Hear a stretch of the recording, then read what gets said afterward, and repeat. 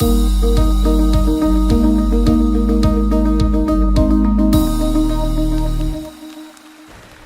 everyone, I'm Coyle. I'm an artist and illustrator. I'm known for making collages entirely from magazine strips with a process that I call painting with paper.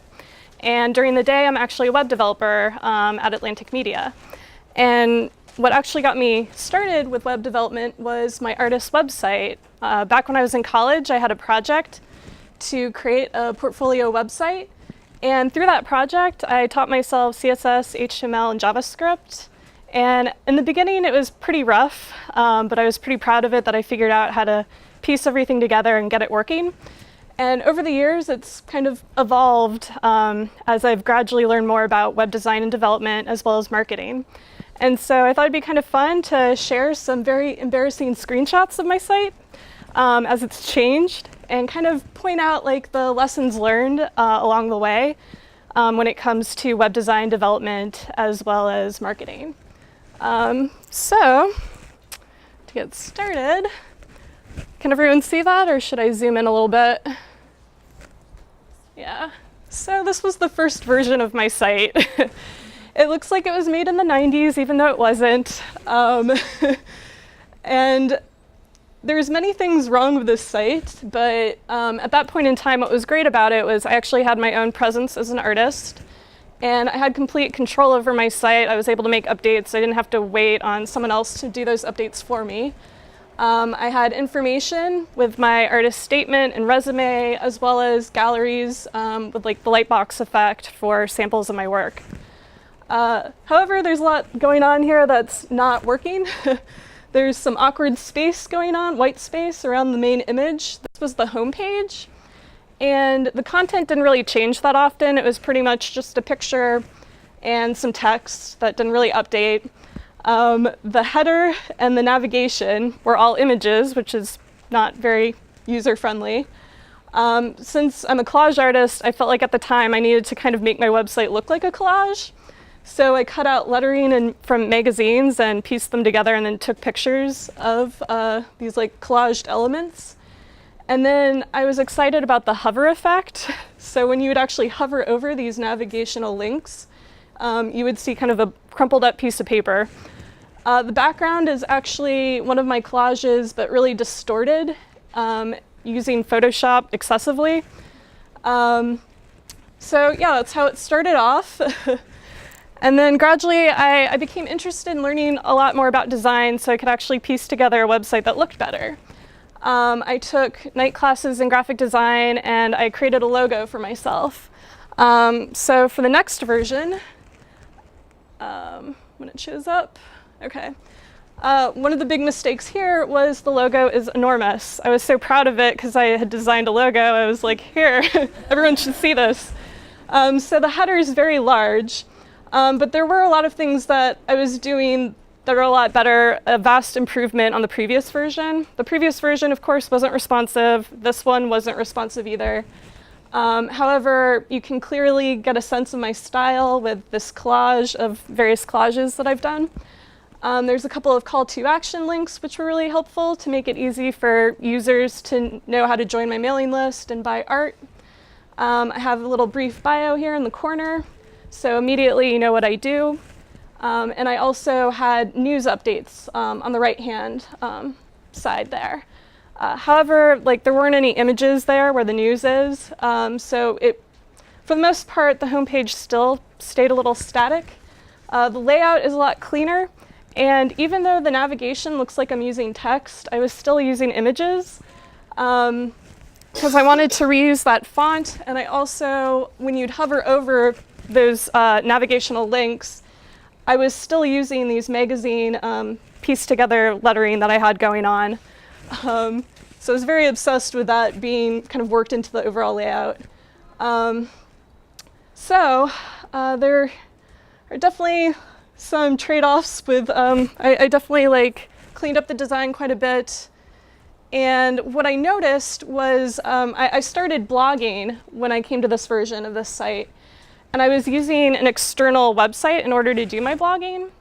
And I decided that I wanted to use some sort of platform so that moving forward, I could house everything in the same environment, when it came to my blog and my web pages.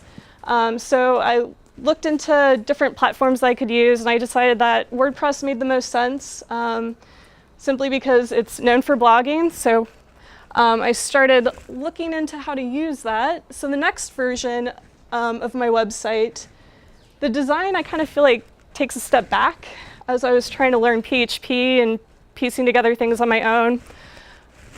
So this was the next version of it. The logo is still very large. The navigation is kind of busy, not as simplistic as the version before. And I felt it was necessary to kind of show images of my artwork on every page by working that into the header. I also have quite a few navigational links, which is a little excessive. And you'll also notice that with some of the featured images, there's again awkward white space around it. However, what was great about this version was I did have the blog living with the rest of my website. I was finally using a database because these previous versions, I was just using static HTML files and using templating for the header and the footer. So with this version, another added feature for this site, I don't know if you can really see, but within the navigation, I have a Learn section that I created. Because with my previous versions, what was great about having a website online to kind of like showcase my artwork was that I had a lot of people, a lot of strangers finding out about my work, and I noticed a pattern. A lot of teachers and students had a tendency of contacting me and asking me about my process. And I thought, why not kind of create a way to make it a lot easier for them to kind of get a sense of what my process is and kind of the story behind my work. And so I created an education section, which has online lesson plans, activities for kids, as well as an overview of my process with kind of like a series of images showing my process from start to finish. And as a result of that, it really helped increase my traffic. So I realized that when it comes to creating a website for your art, it's important to kind of figure out creating some sort of content that adds value, that gives visitors a reason to keep coming to your site. And so I was able to kind of find that audience of school teachers. And to this day, I hear quite a bit from students and teachers. And what's kind of cool is some classrooms have worked my artwork into their curriculum, which is always fun to hear about. So then moving onward, this version was also not responsive. So then I moved on to creating a responsive site. This is the homepage of my site, how it looked a few years ago. The logo, again, is kind of big. The header's busy. There's not very much space around the edges there, so it's a bit crowded. But what I had noticed, I realized that the logo that I had designed, you couldn't really know what my name is. You just see MC Collage Artist. And I'd just been looking at it for so long, that was such a simple thing to overlook. And so a quick fix for that was just adding a little tagline to have my name show up in the header. And then I kind of realized that that's a little repetitive because both of those are linking to the homepage. However, what was good about the homepage is that it has more dynamic content. Every time I created a blog post about my artwork, whenever I was doing like my latest artwork, I would create a post and I could tag it and it could show up on the homepage, which was great. It made it a lot easier for users to come to my site and really get a sense of what was new with my work.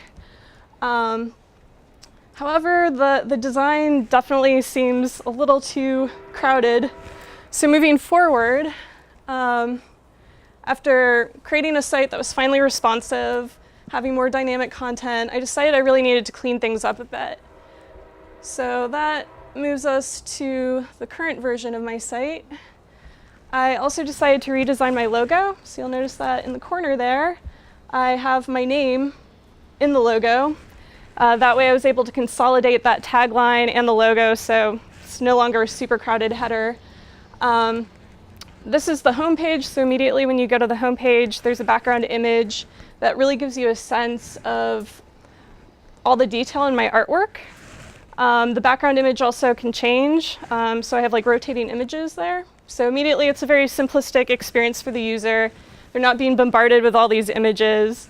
And there's a couple of clear call to action links where they can view my artwork or take a look at my blog. And also if they scroll down, I started using more grids within my homepage. There's a few of them. This particular one just shows my latest artwork. And then if you continue to scroll down, you'll see grids that have images for my latest articles or blog posts about the creative process and any interviews that I've had.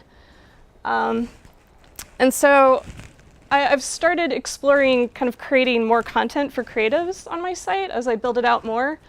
And so that education section that I created really was a starting point for that. And then, if it loads slowly. It's like from the 90s. So I started creating feature images that kind of highlight my artwork in different ways. Previously, I had a tendency of sort of awkwardly cropping my collages. And moving forward, trying to get a better sense of how to market my artwork, I realized it's helpful to really kind of show users, give them a sense of the size of my work. And so I've started creating these feature images for different landing pages to kind of really help with that. So yeah, that's a brief look at how my site has changed a lot over time. And I always like kind of sharing this series of screenshots with people because I love showing how when you're starting out with something for the first time, it's not going to look perfect, it's not going to look beautiful, but just the fact that you've made something is a good start. So when it comes to like web development, if you're working with a framework that you're not familiar with, the same thing. As well as when it comes to art, because oftentimes people tell me they can't draw, but I feel like once you start drawing and you get in the habit of it, you can eventually make something quite nice. So there you go. And you can feel free to visit it.